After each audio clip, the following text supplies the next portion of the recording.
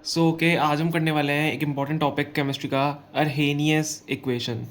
ठीक है, ये हमारा टॉपिक केमिस्ट्री का है। अब देखो इसमें क्या होता है, इससे आपसे पूछा जा सकता है डेफिनेशन, मैथमेटिकल एक्सप्रेशन और इसका जो इफेक्ट होता है, और एक और इसका फॉर्मूला होता है जो कि आपके न्यूमेरिकल्स में काम आता है। आपको बहुत ईजिली बताने वाला हूँ। ठीक है, बहुत लोगों को प्रॉब्लम होती है इसमें। तो क्या होता है अर्हेनियस, देखो, it shows the relationship between the rate constant and the temperature of the reaction. तो मैंने एक डेफिनेशन कैसे लिखी है, मैंने ये फॉर्मूले की वजह से लिखी है, जो उसका मैथमेटिकल एक्सप्रेशन है उसकी मदद से लिखी है। तो इसका मैथमेटिकल एक्सप्रेशन क्या होता है, देखो क्या है relationship between rate constant and the temperature. देखना यहाँ पे ये मैथमेटिकल एक्सप्रेशन लिख रहा हूँ, के इज इक्वल टू ए।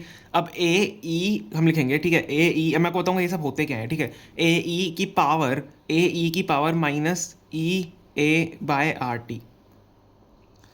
समझ में आ गया, K is equal to A E then इसकी power minus E A by R T. अब यहाँ पे सारी चीज़ें क्या होती हैं, देखो के यहाँ पे होता है रेट कांस्टेंट, के होता है रेट कांस्टेंट, ठीक है। ए होता है फ्रीक्वेंसी फैक्टर या कोलिजन फैक्टर, इसको लिख देते हैं ताकि ज़्यादा इजी हो जाए आप क्लियर करना। कोलिजन फैक्टर इसको बोलते हैं। यहाँ पे ई ए जो होता है, अपनी ये तो पढ़ा होगा क्या होता है, एक्टिवेशन एनर्जी। तो एक्टिवेशन एनर्जी, ठीक है। ई हमने लिख दिया। आर क्या होता है, गैस कॉन्स्टेंट, पता होगा ना, आर गैस कांस्टेंट होता है। और जो हमारा टी होता है तो टेम्परेचर होता है। अब टेम्परेचर इसमें इस वाली इक्वेशन में हमेशा केल्विन में होता है, ठीक है, ध्यान रखना, केल्विन में टेम्परेचर को लेते हैं। ये हमारी होती है मैथमेटिकल एक्सप्रेशन, के इज इक्वल टू ए ई और उसकी power minus E A by R T, ठीक है, अरेनियस इक्वेशन में।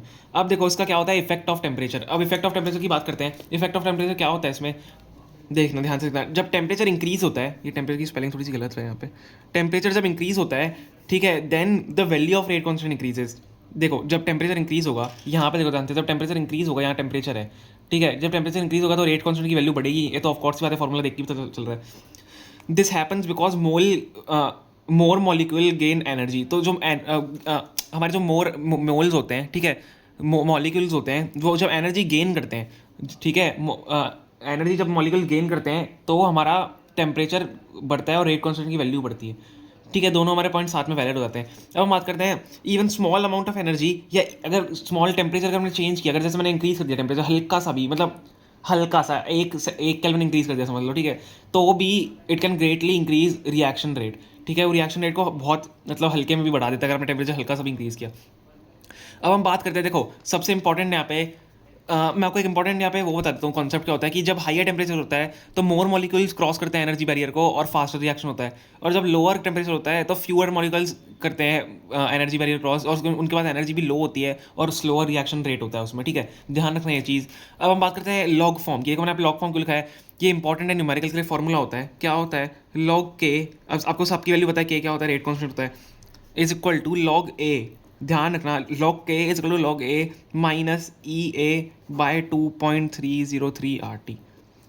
दिस इज द फॉर्मूला, और ये आपके न्यूमेरिकल में बहुत ज़्यादा काम आ सकता है। ठीक है, जब भी आपको ए की वैल्यू दी हुई हो, के की वैल्यू दी हुआ है, और आपको यहाँ से टेम्परेचर दिया हुआ था, कोई ई ए निकालना है, तो इस टाइप से आपके लिए फॉर्मूला काम आ सकता है। इंपॉर्टेंट है, देखो मेनली बस यही है कि इसमें जब टेम्परेचर बढ़ता है तो मॉलिक्यूल का जो रेट होता है वो फास्ट हो जाता है और रिएक्शन भी ऐसे फास्ट हो जाती है। अर्हेनियस इक्वेशन का मतलब यही होता है। Okay, thank you so much.